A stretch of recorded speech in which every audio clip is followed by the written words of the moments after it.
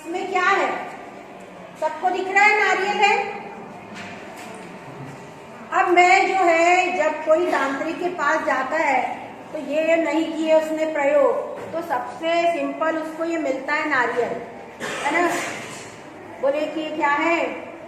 इसके ऊपर से मैंने 5 बार नारियल उतारा और मैं पानी डालूंगा तो इसके अंदर जो भी बीमारी है वो सब कहाँ आ जाएगी? नारियल में आ जाएगी। और नारियल पर मैं पानी डालूंगा और नारियल क्या होने लगेगा? जलने लगेगा। और बीमारी क्या हो जाएगी? बीमारी क्या हो जाएगी? खत्म, ठीक हो जाएगी बीमारी। ठीक है, तो किसका उतार दूं? कि कौन तो सर्दी खांसी बुखार किसको चल रहा है? चल रहा है किसी को सर्दी खांसी है? अरे सब राजेश सर की उतारेंगे तो फिर प्रूफ हो जाएंगे वो, बिल्कुल, है ना।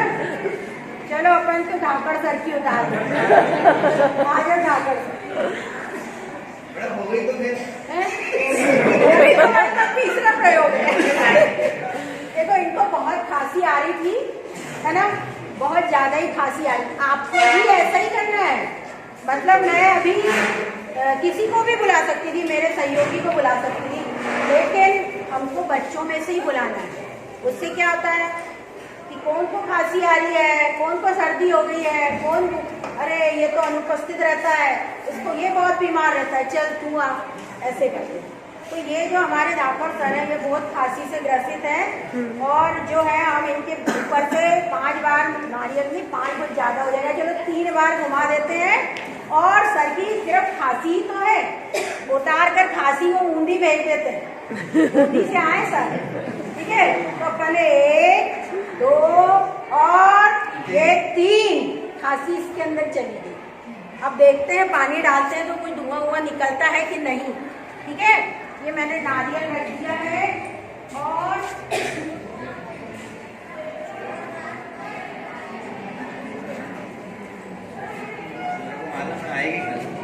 आएगी नहीं है ना मैडम की बॉटल।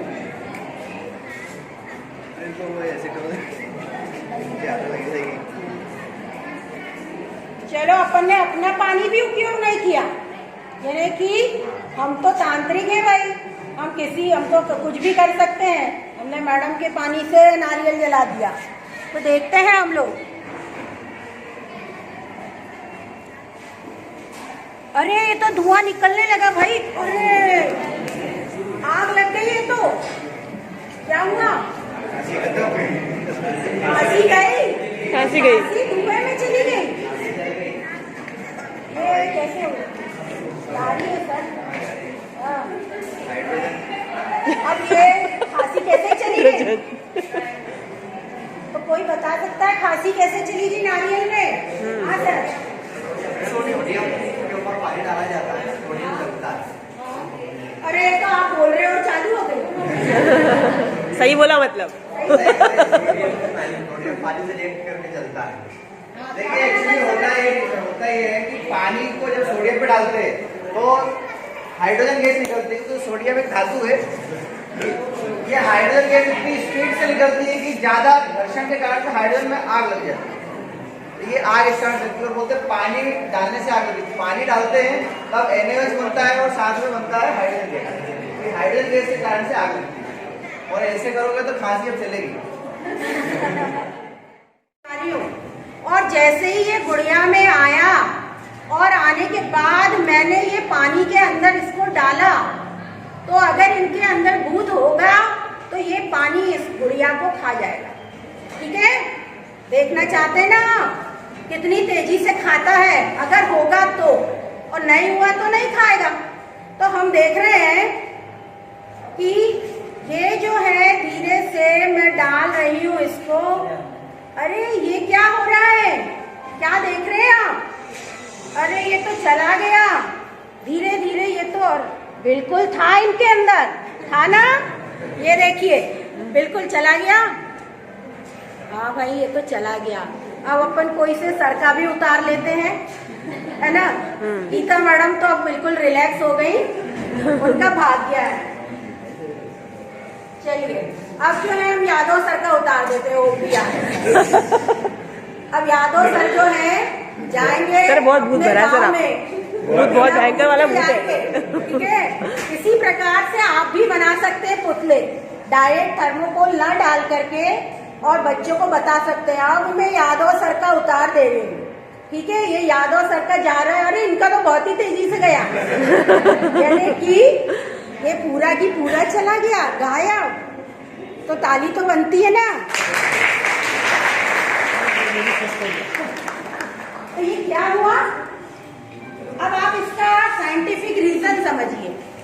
ये जो थर्मोकोल था ये बहुलक था, पॉलीस्टाइरीन का बहुलक था ये जो मैडम साइंटिफिक बता रही रीजन, आप लोग उसको नोट कर लें, ज्यादा बेहतर रहेगा जब आप अपने स्कूल में बताएंगे तो वो चीजों के नाम वैसे आपको मॉड्यूल भी मिलेगा, लेकिन कुछ प्रयोग मैंने मॉड्यूल के नहीं लिए हैं। जैसे ये वाला जो है मैंने मॉड्यूल का नहीं लिया है, और ये आपको आसानी से उपलब्ध हो जाएगा सामग्री, परंतु मॉड्यूल में ये इसे लिया नहीं गया है, तो आप इसको नोट कर सकते हैं। यहाँ पर मैंने क्या किया है कि स्पीकर के अंदर एसीटोन लिया है, एसीटोन लिया है, जिसको आप नेल पॉलिश रिमूव करने के लिए जो महिलाएं यूज करती हैं वो है ये। बाजार में ये एसीटोन के नाम से मिलता है केमिकल की दुकान पर। और हमने इसके अंदर जो है थर्मोकोल को लेकर के उसकी गुड़िया बनाई थी। और वो जो थर्मोकोल होता है वो एक प्रकार का बहुलक होता है, और बहुलक पॉलीस्टाइरीन बहुलक होता है।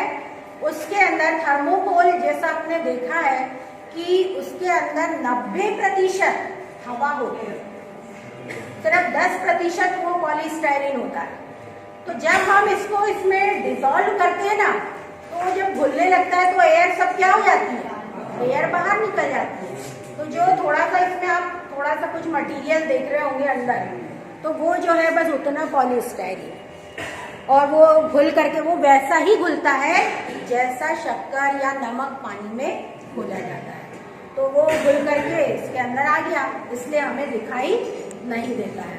तो ये एक प्रकार का चमत्कार हुआ है ना, वैज्ञानिक चमत्कार हुआ।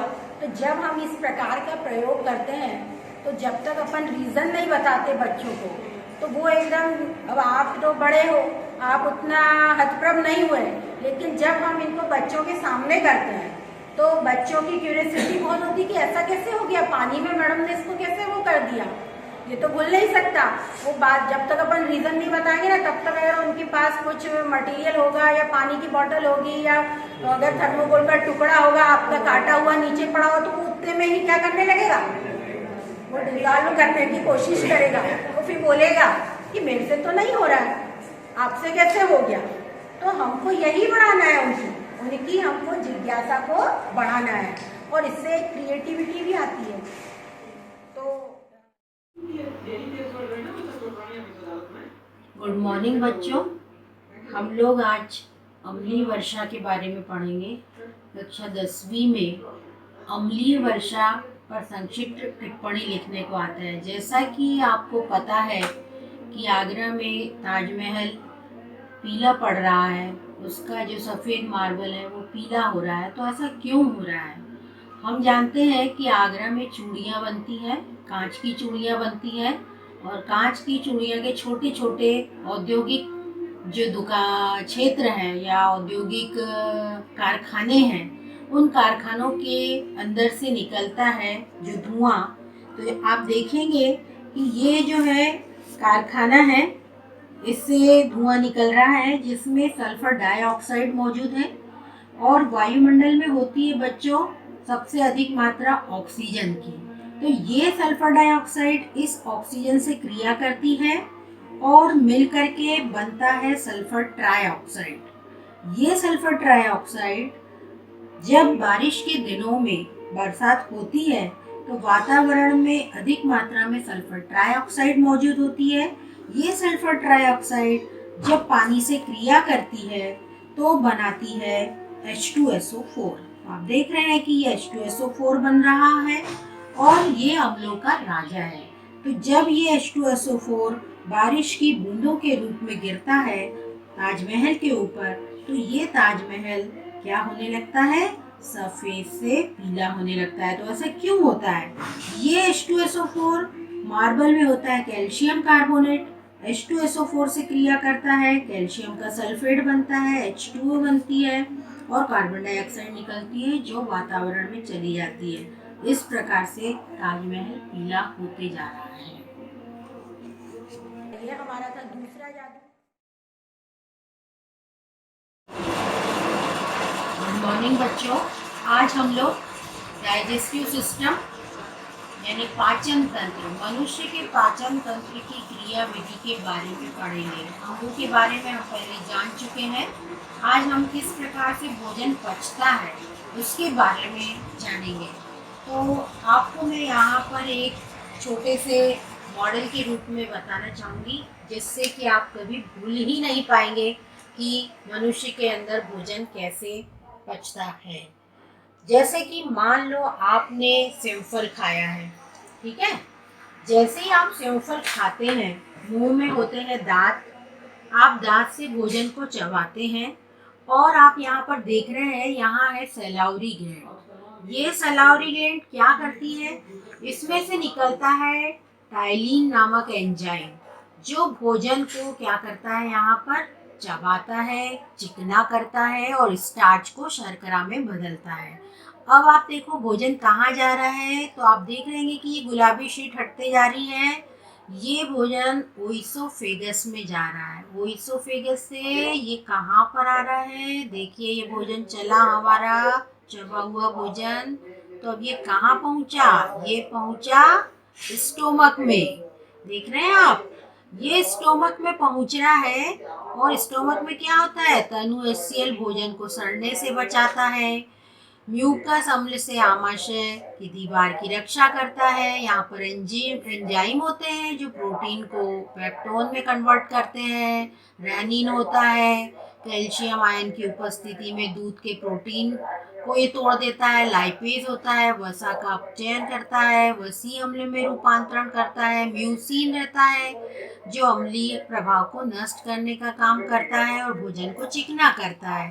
अब ये आमाशय से भोजन आगे बढ़ा, आगे बढ़ते हुए ये भोजन जब बड़ी आंतों के बीच में जाता है तो आगे आंत का अगला हिस्सा कहलाता है डिओडिनम। लेकिन ये भोजन जाने से पहले गॉल ब्लैडर से निकलता है। ये लीवर में गॉल ब्लैडर है, वहां से निकलता है पित्तरस जो क्षारीय प्रकृति का होता है और भोजन को अम्लीय प्रभाव को वो नष्ट करता है। भोजन के साथ साथ जीवाणुओं का नाश भी करता है, भोजन में आए हुए जो जीवाणु होते हैं, और क्रमाकुंचन की गति को बढ़ाता है।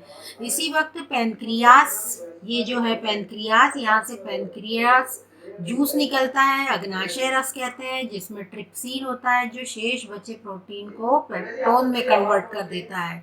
लाइपेज होता है, शेष वसा को वसी अम्ल में कर देता है। अब यहाँ से ये भोजन छोटी आंत में जाता है, ठीक है। छोटी आंत में जाता है। आप देखेंगे कि ये छोटी आंत में जो है भोजन होते हुए, जब बिना पचा भोजन रहता है छोटी आंत में अवशोषित हो गया, जब अधिकांश भोजन का अवशोषण हो जाता है तो बचा हुआ भोजन, ये जो आप ग्रीन कलर से देख रहे हैं, ये लार्ज इंटेस्टाइन में जाता है और ये लार्ज इंटेस्टाइन से अपचा हुआ भोजन धीरे धीरे धीरे रेक्टम से होता हुआ एनस के जरिए बाहर निकल जाता है। इस प्रकार से ये पाचन तंत्र आपका कंप्लीट होता है।